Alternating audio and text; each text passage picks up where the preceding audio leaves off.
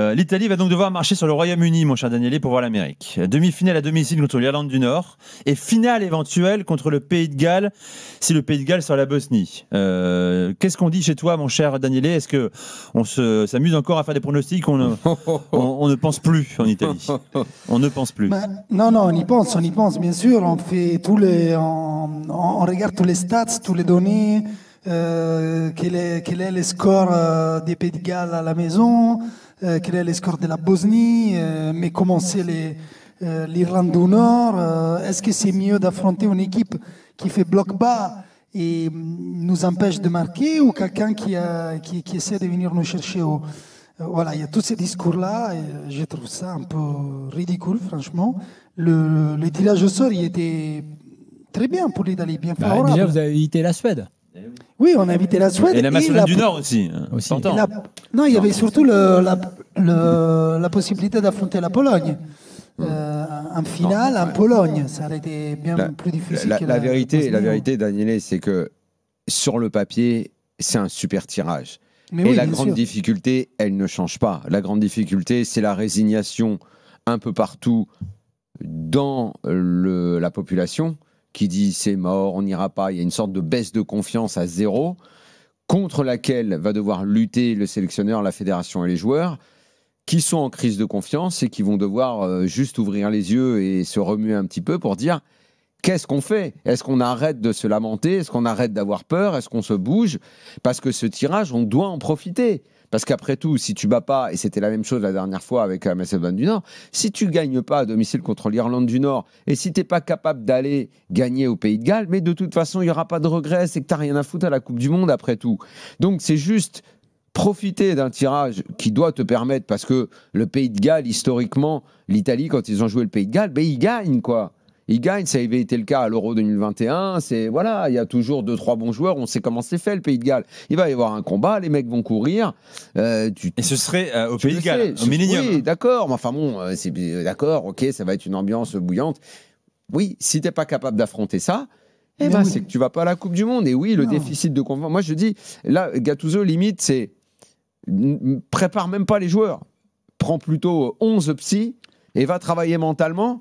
Parce que là, j'ai vu les papiers en Italie, on parle déjà, je sais pas la date exacte, j'ai oublié, je crois que ça va être le 23, le 1er, non? 26 mars. Le 1er demi-finale 26 mars, finale le 31. J'ai déjà entendu dire qu'on était prêt à faire un stage limite commando. Il veut plus de temps, Gattuso. Voilà, il veut plus de temps, faire un stage commando, partir avec les mecs. Enfin, les messages c'est on se chie dessus. Le message, c'est on se chie dessus. Daniele. Il y a un peu des deux, c'est-à-dire il y a le débat sur le stage. Même Montella, que vous savez, c'est l'entraîneur de la Turquie, il a proposé à la fédération de suspendre les championnats pour le mois de mars. Il a dit, comme ça, moi, je récupère 3 joueurs qui jouent en Italie, mais Gattuso, il va être content. Et il parle beaucoup du fait que voilà, 2 jours en plus, ça peut aider les groupes à se ressouder. Tout. Mais moi, je suis assez d'accord avec Daniel, c'est une question mentale. Il n'y a pas de débat sur le fait que l'Italie elle doit gagner contre l'Irlande du Nord, la Bosnie et les Pays de Galles, tous les 3 s'il le faut.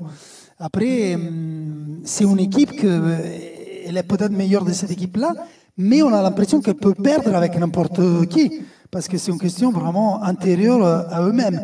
Après, moi je pense aussi, on n'est pas choqué de la Macédonie du Nord, par les souvenirs de la Macédonie du Nord, parce que là, c'était passé quelque chose de bizarre. Je ne sais pas si vous vous souvenez les matchs, mais l'Italie, elle a attaqué tout le match.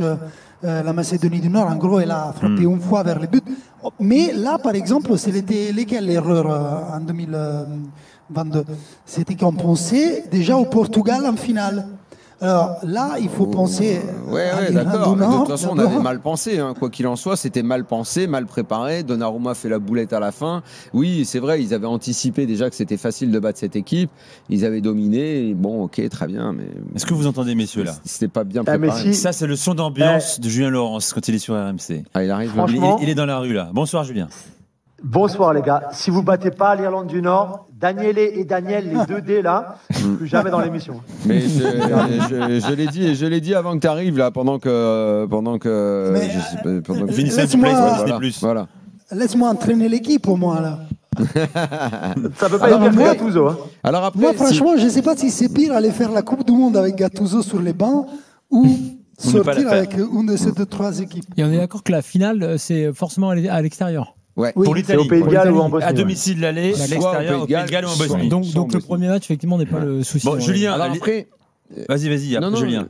Ok. On a parlé de l'aspect mental, qui est un vrai problème en Italie. Tout le monde parle de ça, mais j'ai quand même trouvé le week-end dernier un édito dans la Gazzetta. Je ne sais pas, Daniele, si tu es tombé dessus, mais qui était très intéressant. C'est l'édito échalote. Je ne sais pas si tu es passé à côté. Mais j'ai trouvé excellent parce que le gars dit aujourd'hui dans le foot, il y a un truc qui s'appelle l'intensité, et c'est comme l'échalote dans les recettes de cuisine. Toutes les discussions foot tournent autour de l'intensité. Donc il commence en donnant l'impression qu'il va critiquer le fait qu'on ne parle que de ça. Et dans son édito, il regarde d'un petit peu plus près ce que fait l'Italie quand elle joue, ce que font les équipes dans le championnat et ce qu'est le football. Et en fait, il arrive à un constat qui est très intéressant. D'abord, il dit, alors l'intensité, il décrit un petit peu ce que c'est. Donc, c'est le sprint maintenu pendant un certain nombre de secondes sur le terrain par ton collectif. Donc, il dit, visiblement, ça a été statué comme ça, c'est 25 km/h maintenu pendant 0,7 secondes. Et il a regardé un petit peu ce qui se faisait en Europe en termes de le plus de mètres parcourus par les équipes en sprint. Bon, vous ne serez pas surpris de noter que c'est la première ligue qui arrive en tête. Et derrière, il déroule un peu, il regarde, et c'est là sa surprise, cette espèce de choc. Il dit, en 2, les Pays-Bas, il y a évidemment l'Allemagne, il y a évidemment l'Espagne, il y a la France, il y a la Norvège, il y a la Turquie, et il n'y a pas l'Italie dans les 10. L'Italie est au-delà. C'est-à-dire que c'est un football dans lequel ils ne sont pas arrivés.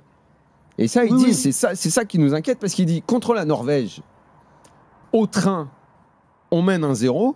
Quand ils ont commencé à changer de rythme, l'équipe a été complètement éparpillée. Complètement éparpillée.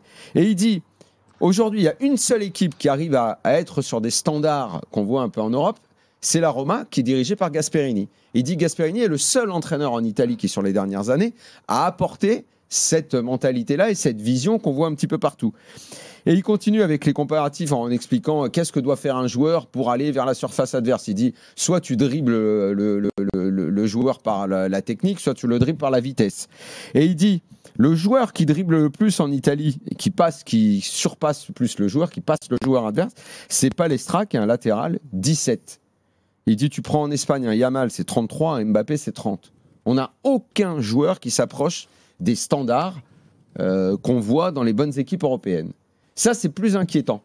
Alors peut-être que ça peut suffire contre l'Irlande du Nord, le Pays de Galles, mais pour avoir de grandes ambitions sur ce qu'est ton football, au moment où tu t'interroges sur pourquoi est-ce que l'Italie est un peu en retrait, qu'est-ce que font les clubs quand ils travaillent. C'est ça. Ça, c'est plus inquiétant. Oui. Ça se termine évidemment par... Alors, et il termine par une phrase que je trouve très juste, il dit le play-off, parce qu'en Italie, beaucoup de gens disent ça, il dit le play-off, n'en faites pas une insulte à notre histoire, c'est juste un reflet de notre réalité. Après, il y a une leçon de football dans le même jour, dans la même édition de Sacchi sur. Je vous la ferai plus tard. Là, tu nous lis un demi-signe de la Gazzetta, en fait. C'est ça, tu as traduit. Déjà, cet édito, j'espère que tu l'as apprécié parce que je l'ai trouvé. Il était très bien. Mais c'est vrai que là, ça fait. Sacchi, on la fera une autre fois. Voilà, on la fera une autre fois. Mais elle est extraordinaire également. Daniele, tu voulais rajouter quoi ?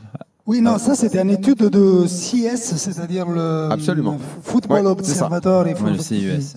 Mais on parle de ça depuis toujours aussi, les dribbles. Par exemple, l'Inter, même l'année dernière, qu'elle est arrivée en finale des Champions League, c'était l'équipe qui driblait les moins en Italie. Et on disait toujours que c'est quelque chose qui manque. Mais en Serie A, nous, on peut a priori recruter aussi des joueurs étrangers. Donc, on voit que ce n'est pas un problème d'ADN. C'était intéressant, le recrutement, justement, on avait parlé de Modric, qui était effectivement une plus-value technique. Mais évidemment, on a parlé de l'âge aussi des équipes. Et l'an dernier, je voulais revenir là-dessus, en écoutant Daniel, la finale de la Ligue des Champions.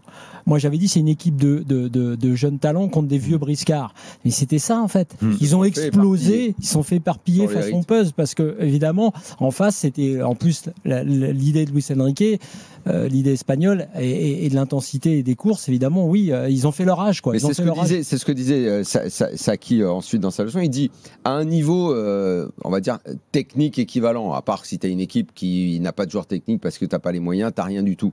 Et on va dire, on ne peut pas dire que dans l'équipe de l'Inter, il n'y avait pas de joueurs techniques. Ils sont tous techniques. Ce qui fait la différence, ce qu'explique Sacchi dans sa leçon de foot, il dit, au fond, dans le football d'aujourd'hui, ce qui fait la différence, c'est la vitesse. Parce que si tu ne verticalises pas vite et que tu n'accélères pas le jeu, que tu ne gagnes pas en vitesse, l'équipe adverse va réduire les espaces en se replaçant si tu continues à faire tourner le ballon. Et ça m'a fait penser aux reproches qu'on fait souvent à De Zerbi. Dans sa façon de vouloir un peu trop faire tourner le ballon. Ça permet à n'importe quelle équipe qui veut mettre juste de la vitesse dans le replacement de vite réduire les espaces. Comme Angers au Vélodrome, par exemple. Et tu ne l'apprendras pas de vitesse. Et si tu ne l'apprends pas de vitesse, parce que tu n'as pas en plus un milieu de terrain technique, tu iras plus difficilement porter le danger dans la surface adverse. Alors après, il continue avec la synchronisation du collectif, ce que réussit parfaitement le PSG, qui dans sa vitesse et sa technique synchronise le mouvement collectif. Mais là, tu as atteint une perfection comme le PSG l'a atteint l'année dernière et qu'on est loin de trouver dans Julien, dans avant qu'on fasse une pause, rapidement. Non, mais c'est le problème de Guardiola et de City la saison dernière. C'était en phase de possession, de construction, bien trop lent. Et là, tu vois déjà qu'il a beaucoup changé cette saison en mettant beaucoup plus de verticalité et ce côté très direct ou de rapidité vers l'avant qu'on ne trouvait plus chez lui la saison dernière.